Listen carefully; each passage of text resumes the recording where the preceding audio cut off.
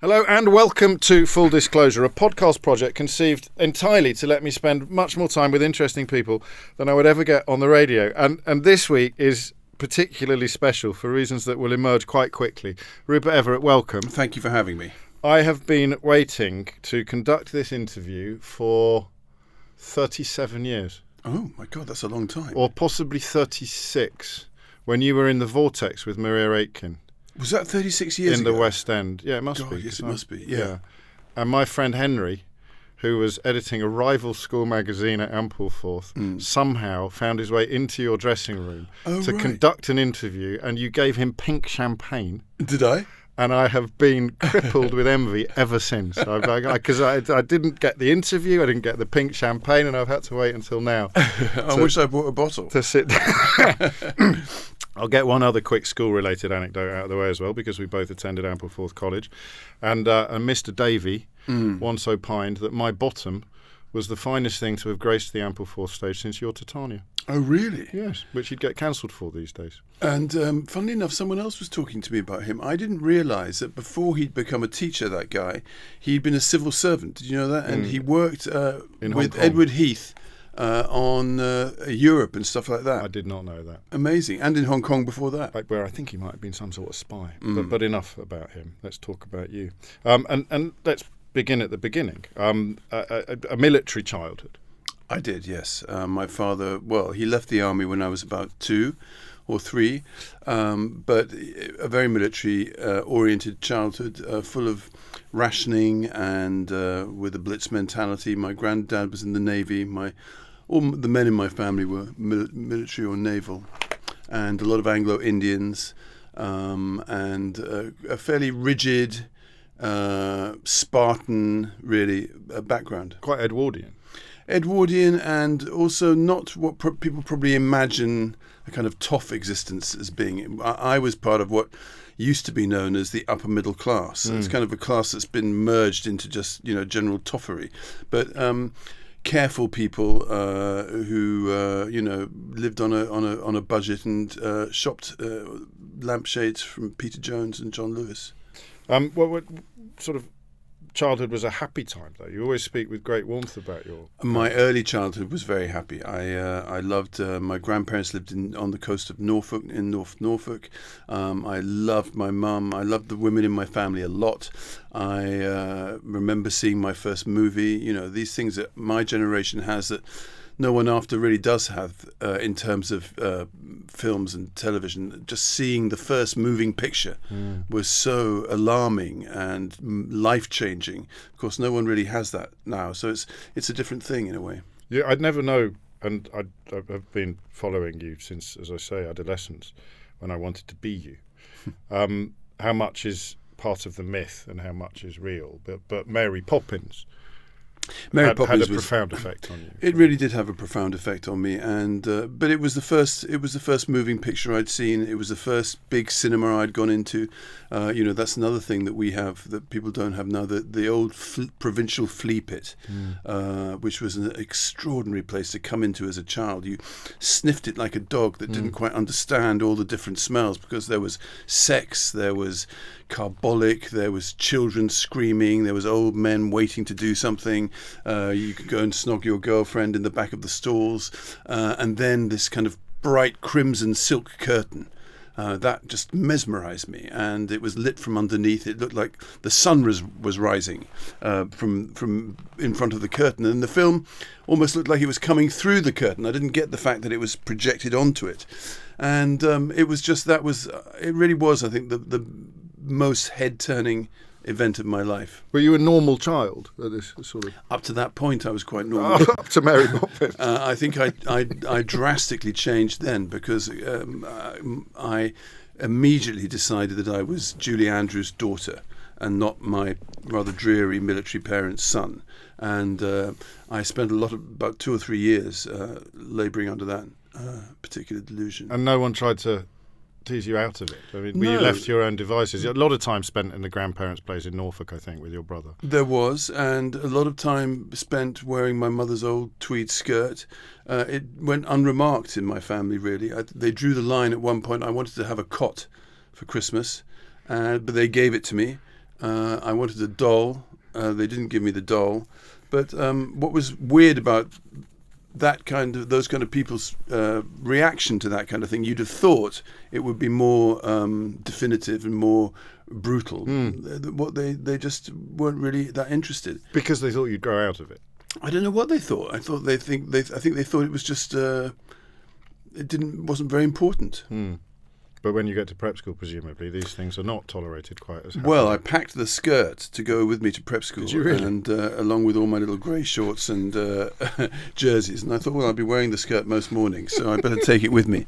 And that was when, the first inkling came of that things were going to change. And I didn't take the skirt and prep school. But prep school also wasn't really an issue for cross-dressing. I played all the girls' parts at Ampleforth.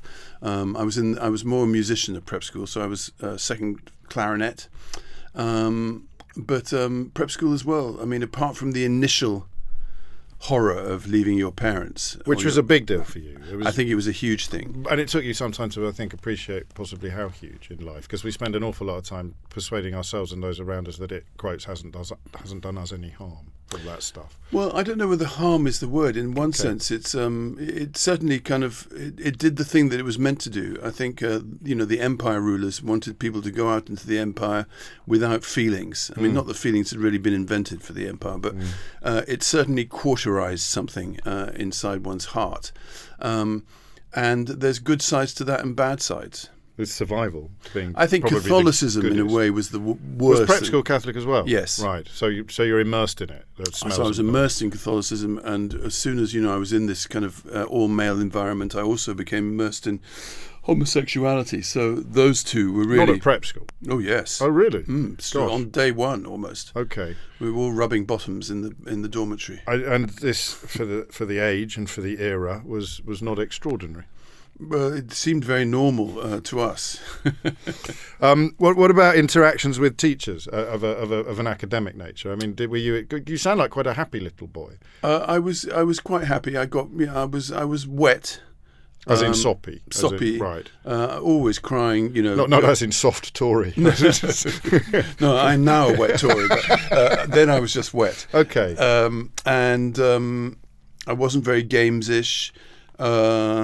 But, I got by. I played the organ in church, which I enjoyed. And I loved the music teacher. And I loved when we did shows and stuff like that. So it was a weird time, the English prep school of in the 60s, because the teachers were all people who'd come out of the army 20 years before with wooden legs and gammy hands and and really not much teaching skill. And it was a peculiar kind of Evelyn Waugh-esque experience, but really not so bad. I went back to my prep school the other day recently, and why?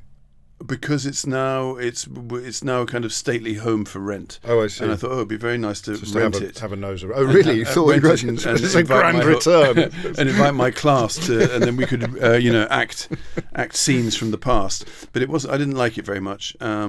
But it was, it was nice to go back.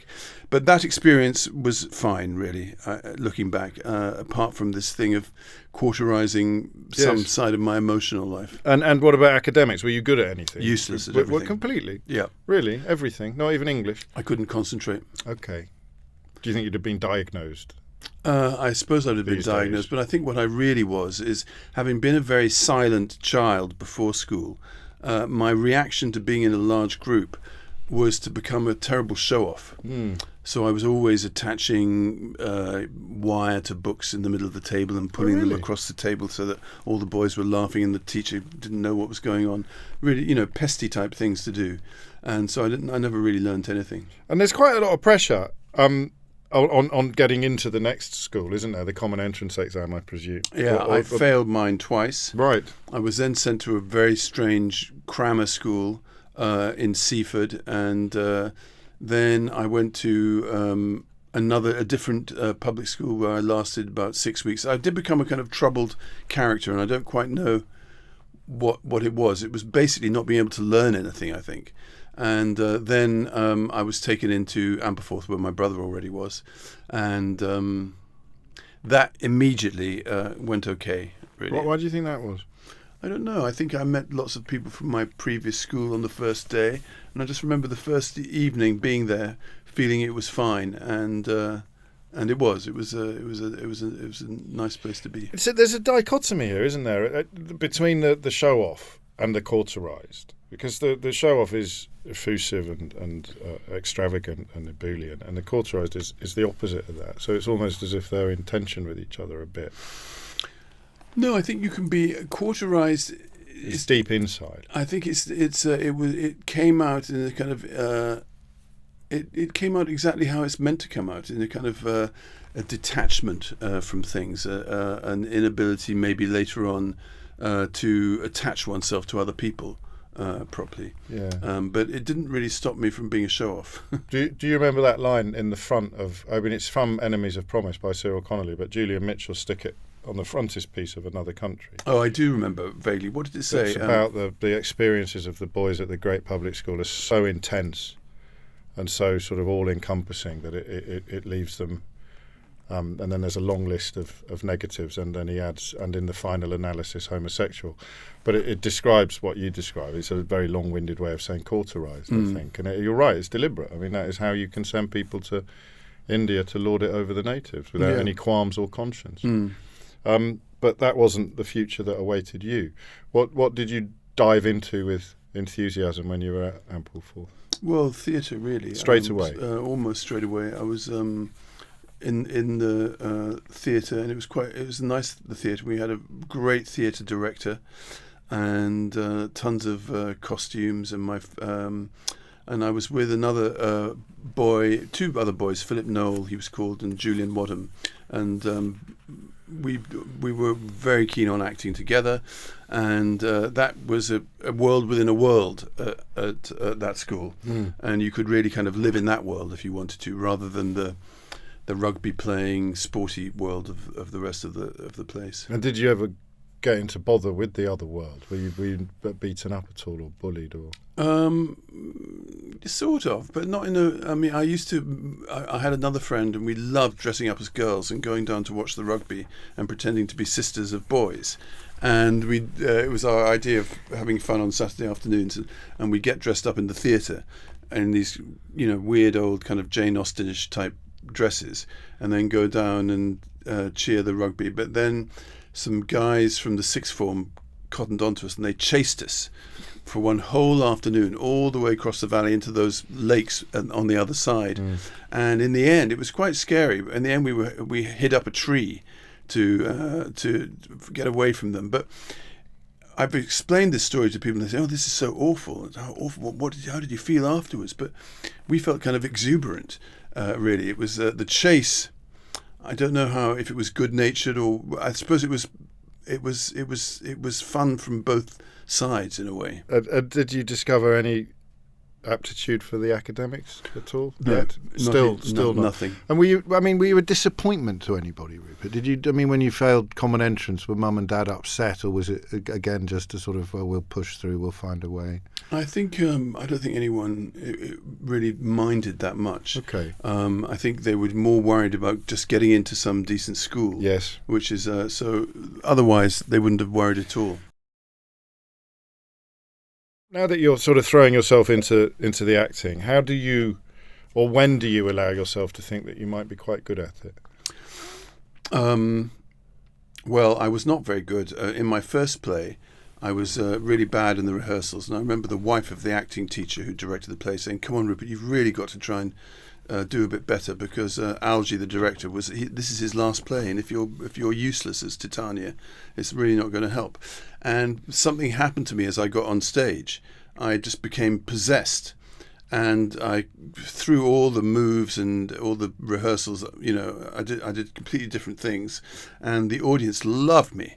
And I was screeching and cackling and posing and not doing any of the things that I was meant to do. But I had a really big success on the first night, and that really kind of sealed everything for me. And if I'd met you then and said, or if anyone had said to you, what do you want to be when you grow up, you would now have said not necessarily Mary Poppins, but definitely an actor. Oh, yeah, definitely an actor then. From that moment onwards, I wanted to be an actor. I don't want to jump ahead unduly, but I was struck by when you did announce that you wanted to leave school and go to London to train as an actor, that your father was very enthusiastic about it, which sort of flies in the face with what you might expect of the background you've described. Well, my father was always worried about money. So he was in the city by now. He was in the city and in the throes of I don't know, the 98% tax bracket of those days. So I think he could hardly stop himself from counting the school fees.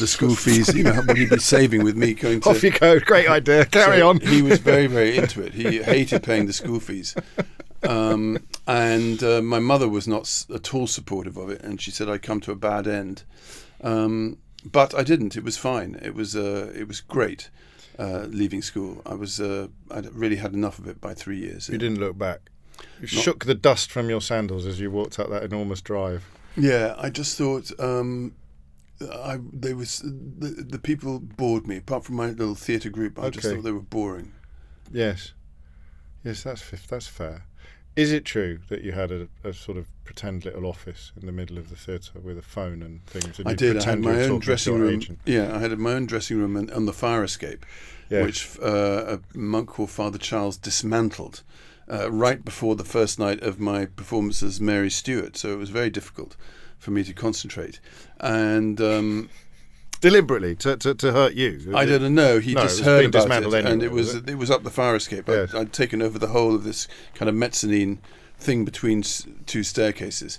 But I did a lot of that because there was one house that became kind of was about to be demolished, the old St Oswald's house, and the top floor of that, no one lived there. It was just a room, so I also made that my little office. I was always making little offices and things. So when I first read about this stuff, I was at the same school, and I, in my head, had these places as sort of hideouts and retreats, but they weren't really. This is just what you prefer. It's not that you may have been hiding up a tree on that one occasion, but your school days are not a sort of misery memoir where you sort of have to build your own imaginary universe into which you retreat. They definitely weren't. Okay. It was a Spartan school in my day, but it was totally negotiable. And did you get intellectual engagement when you were playing parts like Mary Stuart and the Titania that you hadn't got in the classroom? I mean, could you appreciate, because for people who don't know, and I'm sure most people do, you write quite beautifully. Both in memoir and in fiction, and that speaks of a facility with language that I imagine cuts both ways. So I didn't learn any of that there. I mean, you didn't. I think Ian Davey, the English teacher who directed me in 2 plays, and I was one of his kind of protégés, rather like he was my Miss Jean Brodie. Same actually. Yeah, and he was a great influence, a real eye opener. And really encouraged me to get out and leave and to. But he saw a brain that other teachers hadn't seen, perhaps? He must have done. No, I just think he saw I was a kind of mad, kind of egomaniacal diva, and he thought I should go and try and spread my wings, so to speak. Even at such a young age, and you did. And I did. I went to. I left school. I went to live in London. I was 5'1" when I left school, and I grew about a foot in about 2.5 years. So I ended up, by the time I was 20, as 6'5", and at 15 I was 5'1". That's incredible. Yeah, and that was one of the things took me years to deal with. Yes.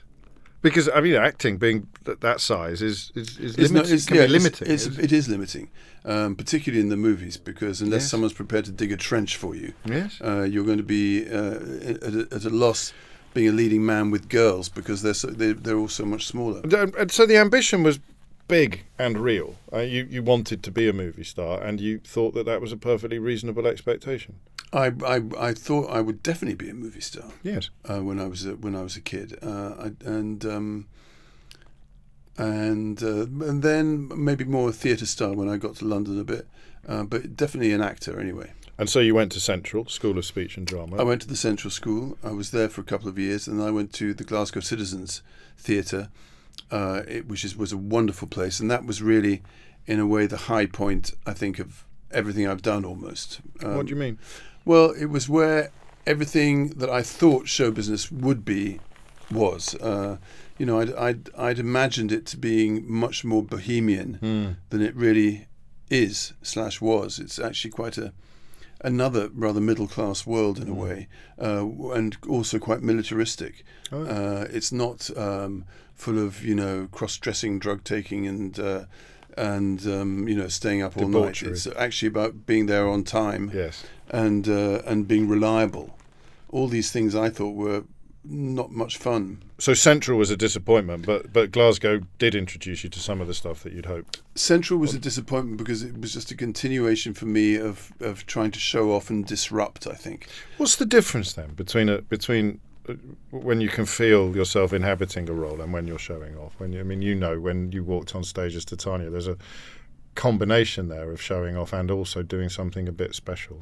I wasn't really. I don't think I was. Well, that was all showing off. But Ian Davey, who wrote the review, yes, in the Ampleforth Journal, said one left the play thinking that what Titania really needed was a good spanking. Yes, I remember that. Again, he'd get cancelled 10 minutes flat today, wouldn't he? But in Glasgow, did you discover your acting chops? In Glasgow, I discovered a world. Really, it was a famous theatre run by three amazing men: Philip Prowse, David MacDonald, and Giles Havergal, and they put on work.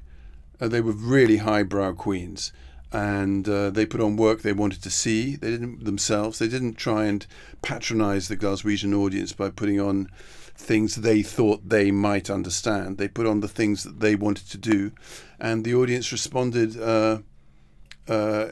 in various different ways. But it was an amazing audience. The theatre was in the Gorbals, which was a pretty rough neighbourhood. When I first arrived, it was still standing. Then it was pulled down, the Gorbals, and so the theatre was in the middle of a wasteland.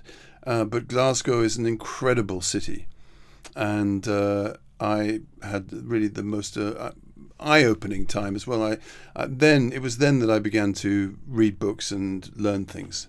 Why did you want to go there? Do you know? I mean, where did it? Because you came out of Central early, didn't you? I think I'd seen Lindsay Kemp. I don't know in Salome, and he'd kind of started off at Glasgow, and in those days you had to go to a repertory theatre to get your equity card. So it was, and every repertory theatre had 2 cards, and most of the companies were fairly kind of middle of the road, but the Citizens in Glasgow was a kind of European design-oriented theatre, and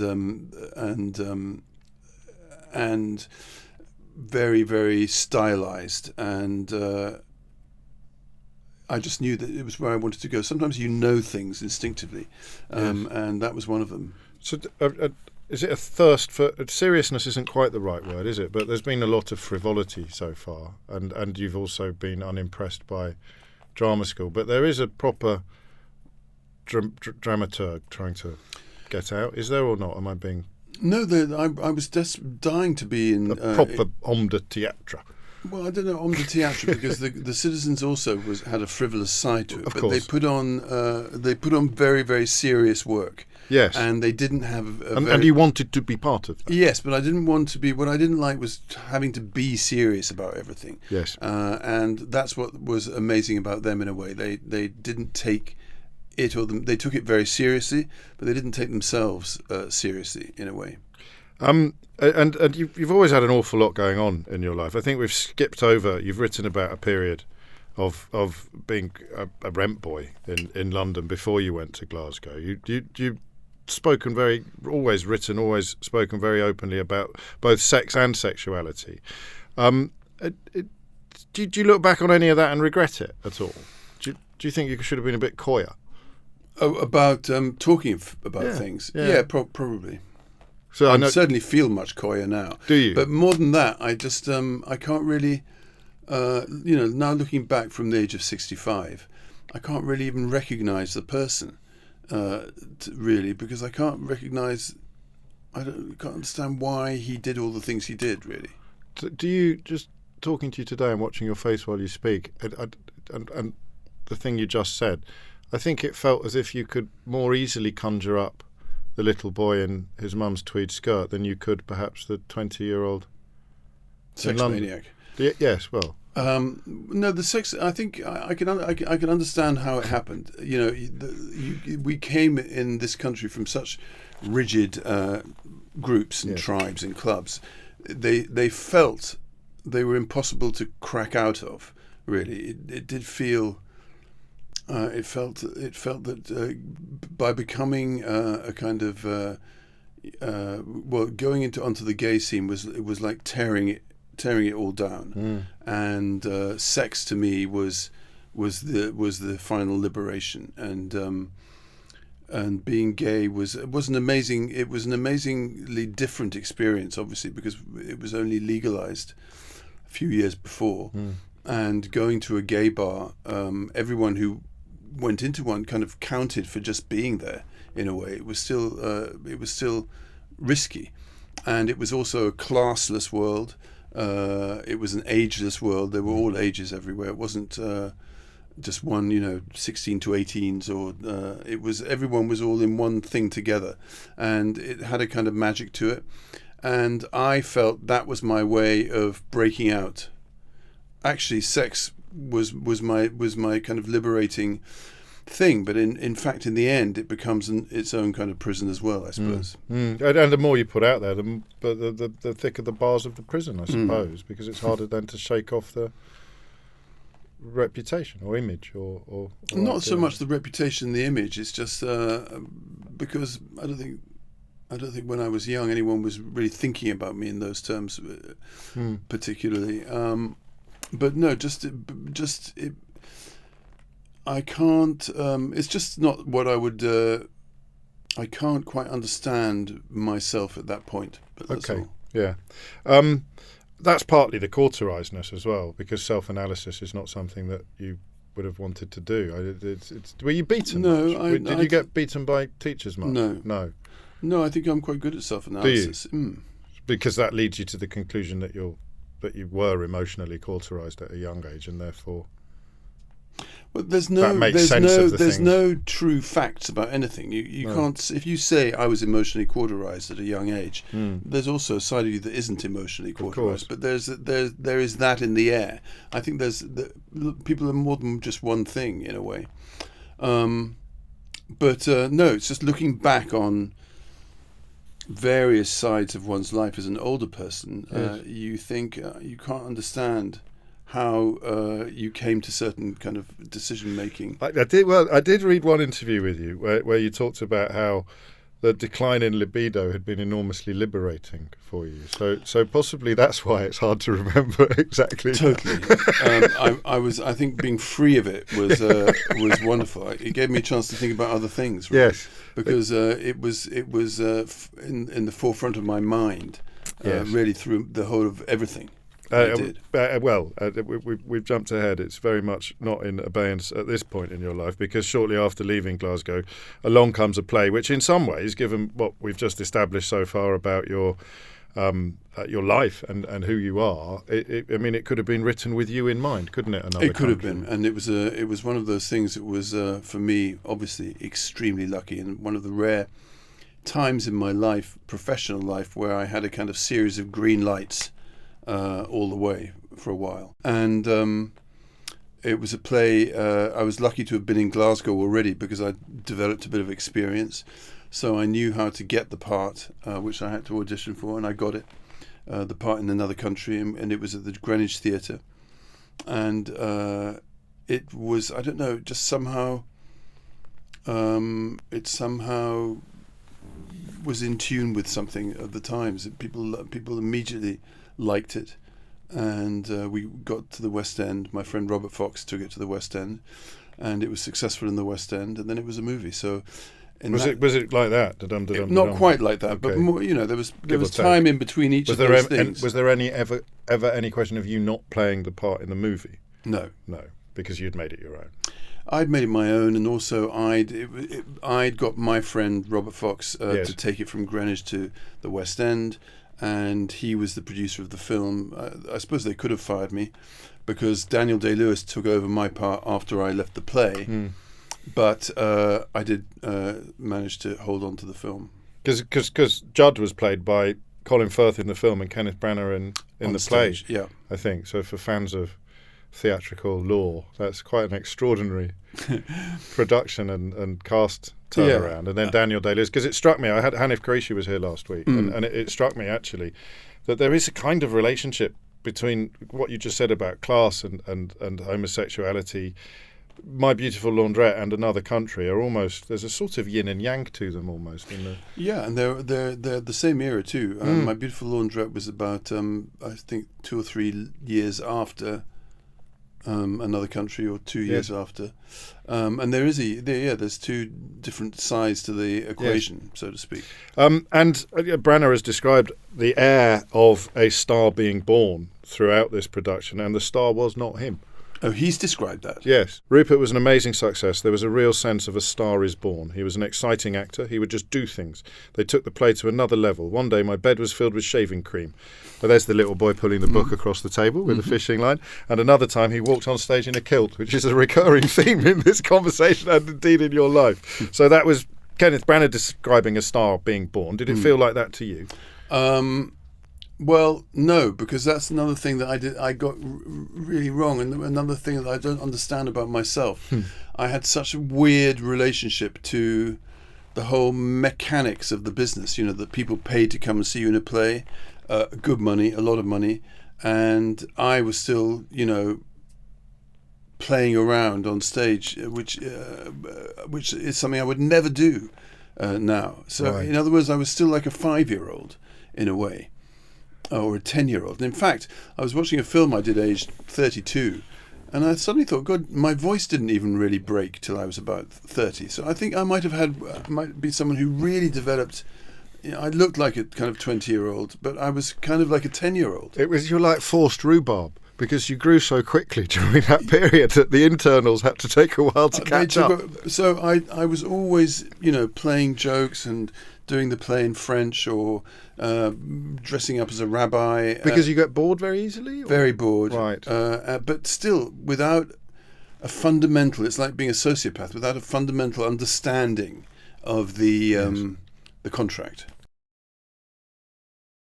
So then it's film, isn't it, really? I don't know how much theatre you did before you did Dance with a Stranger, which was... Well, I was in Another Country, and then I was in another play straight after with Gordon Jackson, right, called Mass Appeal, about priests. And then I was in a TV series and a film, then films mostly. I didn't go on the stage again. So you're off. You're up and running. I'm up and running. I went to Glasgow, but I went back to Glasgow 2 or 3 times. Okay. But in London, I didn't do another play till 1989. Gosh.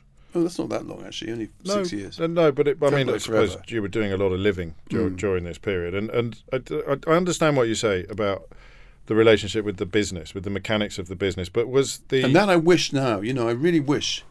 I wish that I had thought, or had been able to think, or had been...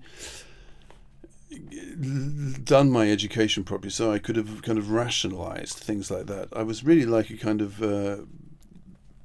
someone who just had no kind of education. I didn't really understand what was going on, and I should have really taken it more seriously, worked harder, and consolidated my position a bit more. Yeah.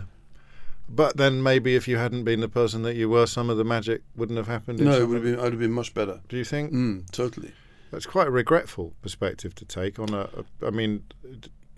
Well, I'm not so much regretful. It's just I think my modus operandi has been such a weird one. And when did it change then? Because for people who don't know, you released a pop album at around this period, which is probably probably an example of not consolidating. Yeah, and also not even there knowing what I was capable of, because I was really only capable of working in a group.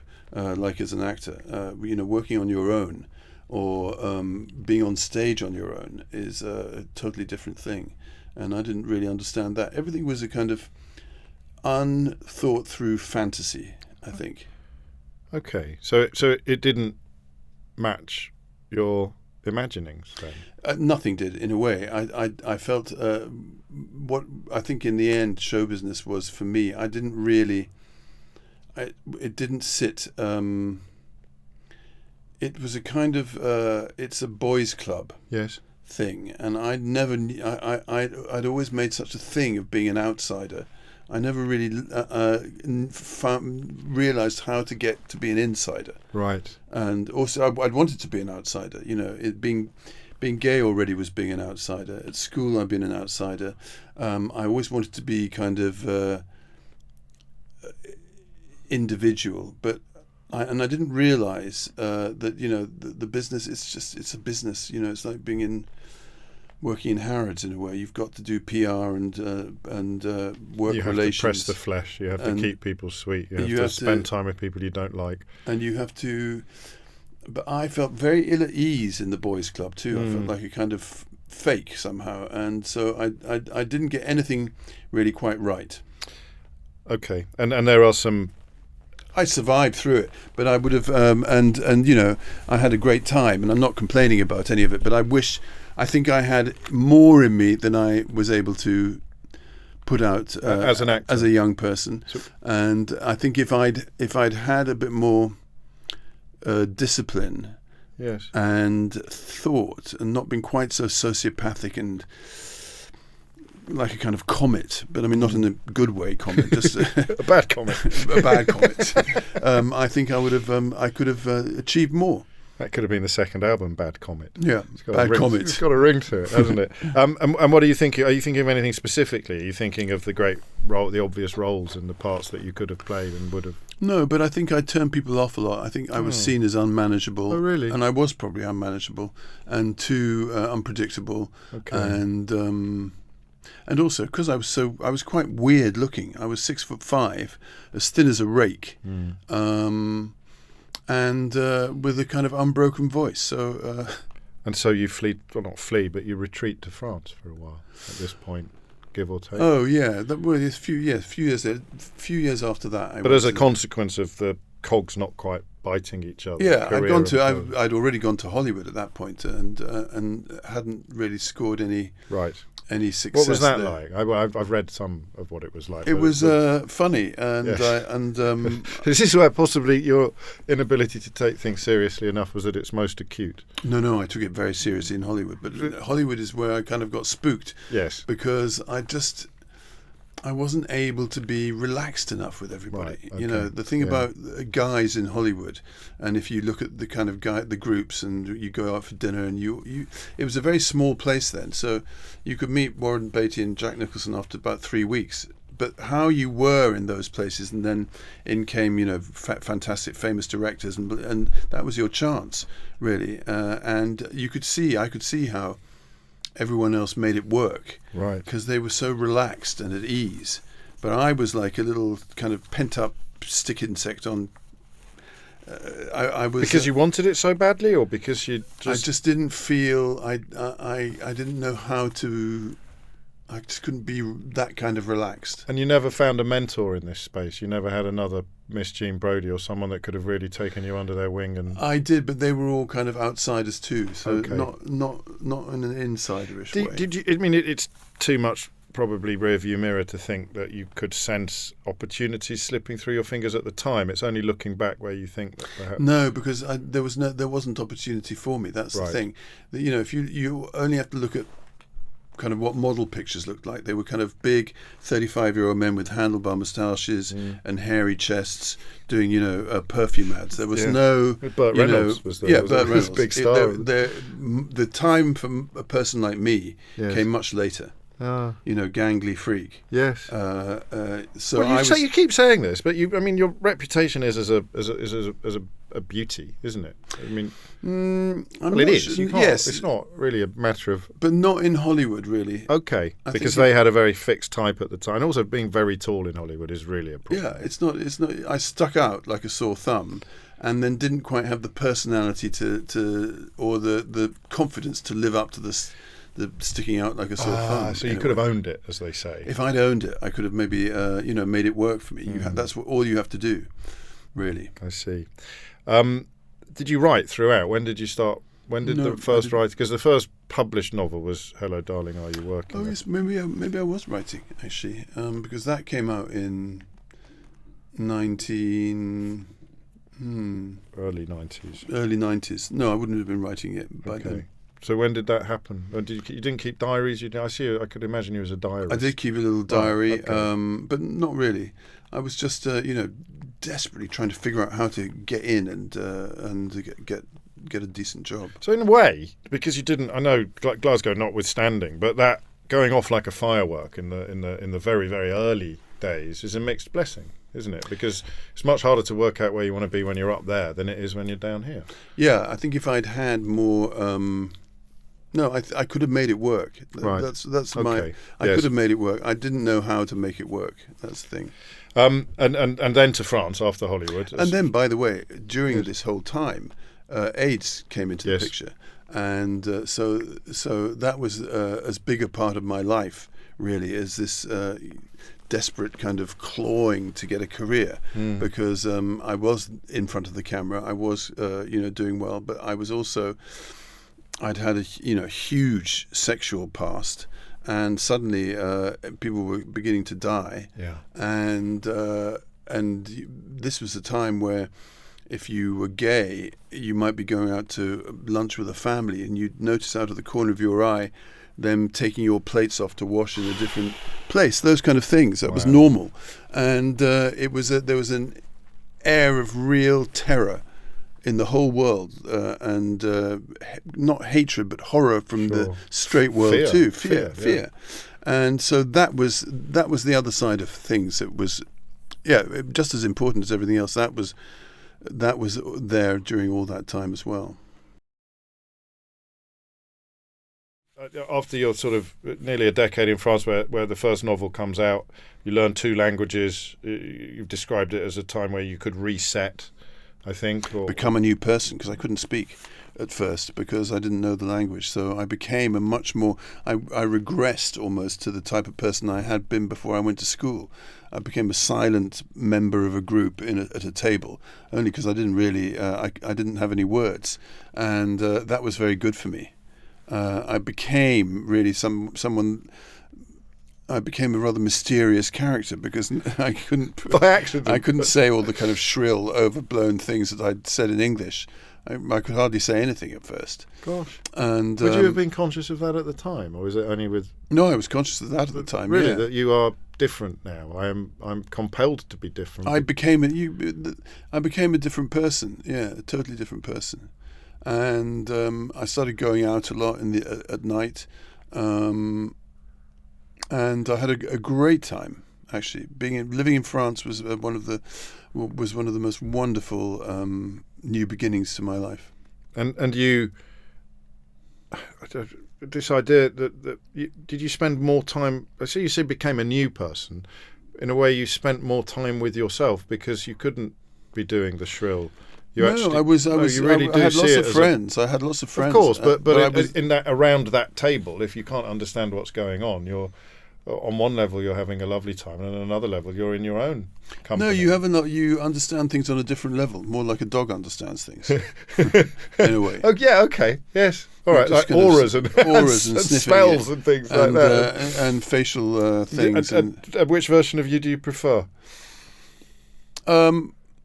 Well, I think I now am a mixture of the two. Yes. That I was in France for a long time, and even once I had learned to speak, speaking in a romantic language as opposed to our one, which is, it is much more. It's pretty clear French to speak. There's only one way of saying everything, right? Whereas there's 1,000 different ways of saying, okay. "Would you open the window?" in English. Yes. Depending on how you want to kind of land it. So I think I now feel that I'm a kind of mixture of both of them, really. Which is the happiest compromise? Yeah, I don't think I don't mean to. I don't think I was ever unhappy. Really. No, clearly not. I know that. But you were conscious of things not happening in the way that perhaps you wanted them to. Certainly in Hollywood. Yes. My first trip to Hollywood with 2 movies under my belt and thinking I was going to go on to the next level. I think that, yeah. But then your second bite of the Hollywood cherry was the polar opposite. You jumping ahead now because I'm conscious of the time. So now you end up alongside Julia Roberts in one of the biggest hits of the year or the decade. Yes, actually more than that. I think in a way, I think it's one of the last great glossy Hollywood Yes, it is, isn't it? comedies. Yes. We're talking about My Best Friend's Wedding. It's 1997. Tony Blair's Prime Minister. The world feels as if it is refreshing, and there you are, for once, on the right side of the zeitgeist. And at another time when there were really green lights all the way for about a couple of years Until the debacle of the movie I did with Madonna, and that kind of took me back to square one a little bit. So it's happened again, in a way. You've gone off like a firework. Yeah, and in between that, lots of ups and downs too. Yes. But yes, the notable kind of rhythm of my career has been very much up and down. Yes. I think. And all I'm saying to you about the beginning is, if I'd been more educated at the beginning, right, I think I could have sailed my sails into the wind in a less hysterical, more thought out way, and that wouldn't have happened. I get possibly wouldn't have happened. I was at the wrong. I don't think I was. I think it could not have happened. It's like seeing a shrink. Well, no, I just, crikey, 37 years I've been waiting for this. Right. I've got a lot. I've given these questions a lot of thought, and then the writing takes on a bigger role in your life. So, how much of it is for your benefit, and how much of it is for the reader's benefit?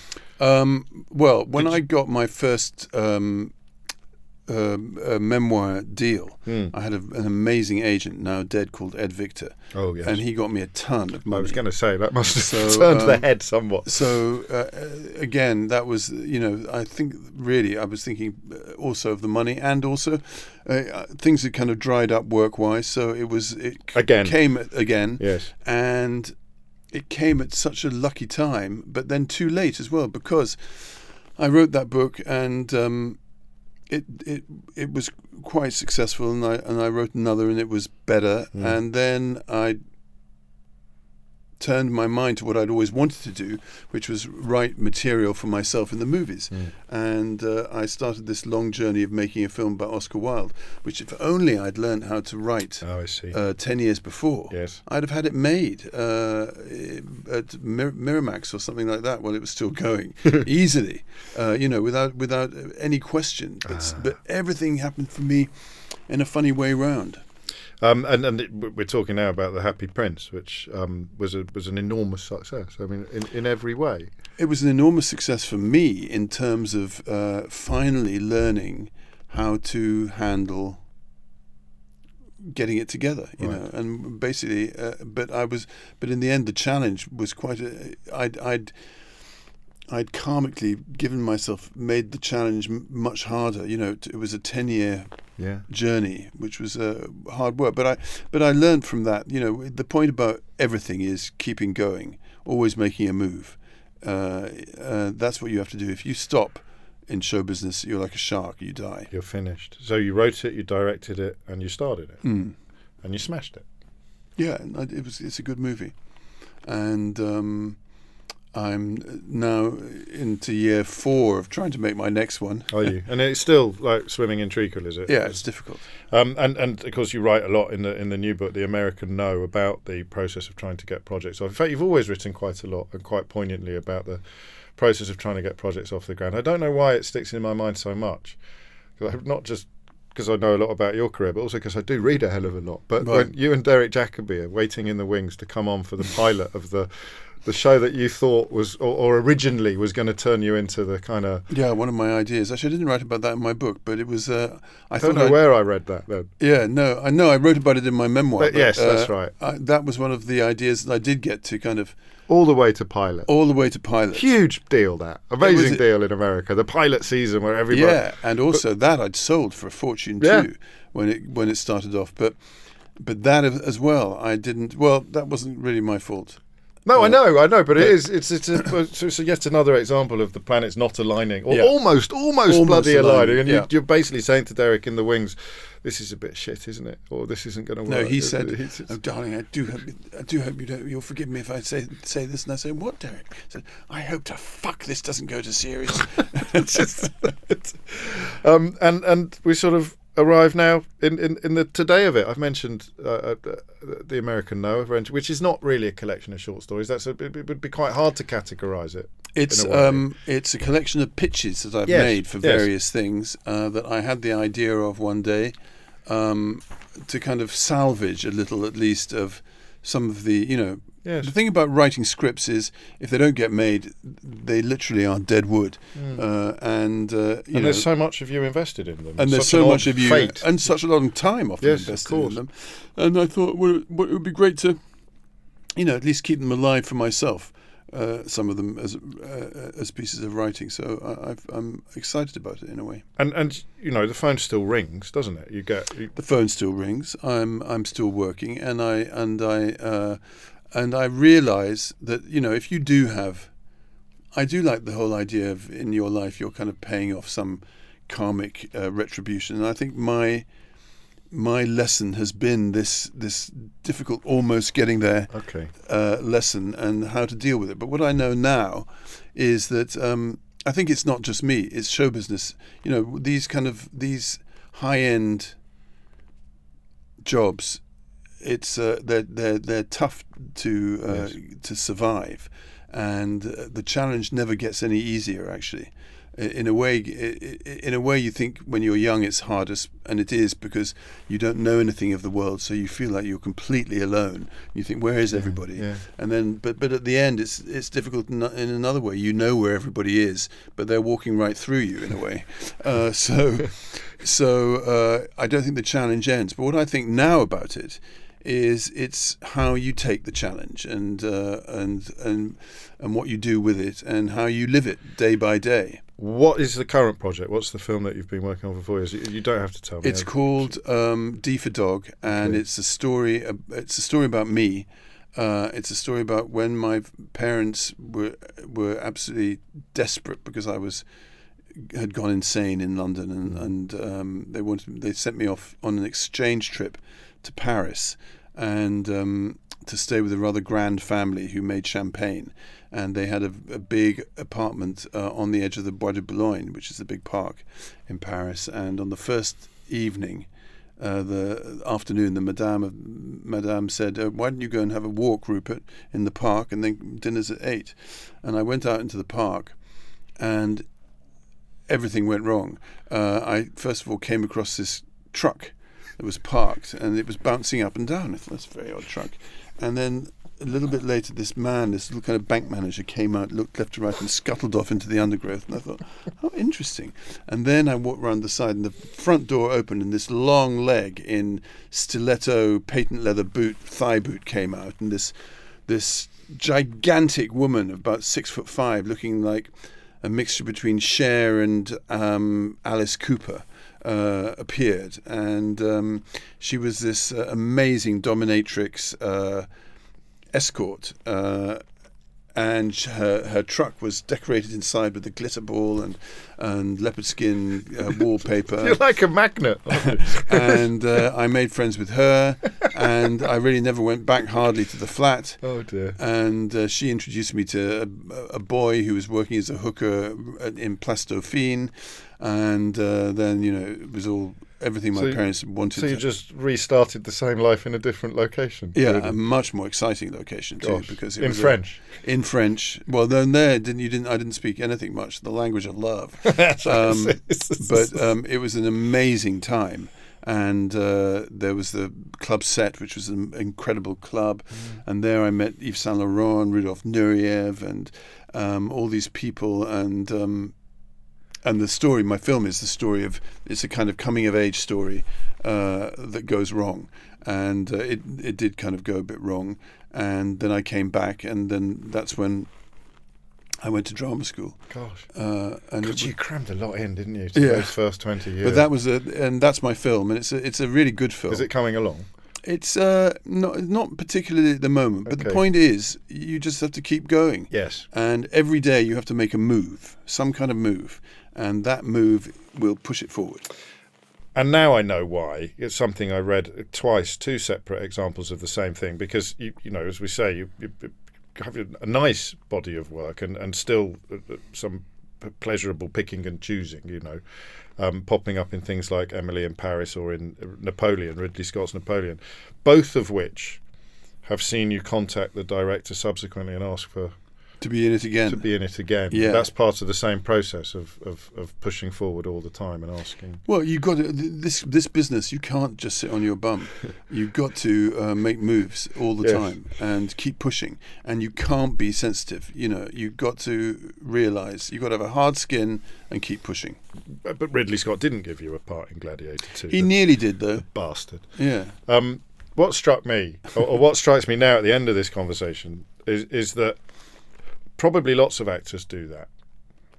Yeah, they do. I mean, they should. They must. But not many tell everyone afterwards, even if it hasn't happened. Well, not many of them went into writing mode in the same way as I did, probably. Yes. And once you do go into writing mode, obviously if you're going to write books about your experience, you have to decide on some kind of framework for it, or some modus operandi for the book. And I realised then that writing about success is one thing, writing about failure is much more interesting. It's got much more material, and and also, no, I think I have been more proactive than a lot of actors. Yes, in a way. I'm going to spend my journey home kicking myself for all the things I haven't asked you about, but we've covered plenty of ground. Just briefly, when you jumped out of the taxi on The Apprentice and disappeared. I didn't jump out of the taxi. I went down the fire escape. Did you? Yeah. I just thought, I can't stay here. I was, no, it was just after Piers Morgan and Alistair Campbell had stopped the story there. had had enough of me, and they said, "Okay, Rupert, we're going to go and sell you to the women's team." Yes. And so I was thrilled because there was lots of my friends on the women's team. Yes. And they went up to the women's team, and I said, "I'm going to the loo." Cameras were everywhere; you couldn't make a move. Yeah. And on the way to the loo in this hotel suite, I saw this fire exit.